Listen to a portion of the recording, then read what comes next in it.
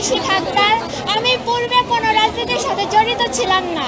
আর যখন ঢাকায় আসছি মানে আমাদের হচ্ছে রাজনীতির যে আপু আছে বা ভাইয়া ওনাদের সাথে মোটামুটি একটা পরিচয় ছিল। এই ব্যাপারে কিছুই জানতাম না আমরা। তো হচ্ছে মানে মোটামুটি একটা মতবাদ নিছে, মানে এগুলা কোনো কিছুই বুঝি না যে ছাত্র রাজনীতি বা হল কমিটি এগুলা কি। তারপরে হচ্ছে আমাদের হল কমিটির হচ্ছে নাম প্রকাশ হয়েছে।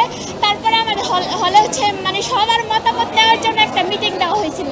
তো এখানে আমাদের জিজ্ঞেস করছে যে ছাত্রলীগের আমলে হচ্ছে মানে অনেক মানে তারা হচ্ছে আধিপত্য বিস্তার করেছে।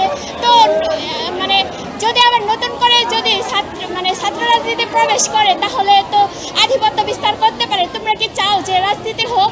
তো আমরা বলছি না, চাই না যে আমাদের হলে আমরা কেউই চাই না যে রাজনীতি হোক বা কেউ আধিপত্য বিস্তার করুক।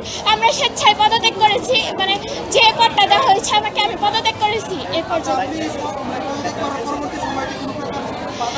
না, আমাদের কোনো প্রকার কেউ বাধাও দেয় নাই বা কোনো নির্যাতনও দেয় নাই। তখন হচ্ছে মোটামুটি একটা মানে নাম দিয়ে ফেলছে, মানে কিছু জানতাম স্বেচ্ছায় দিয়েছিলাম, কেউ জোর করেনি।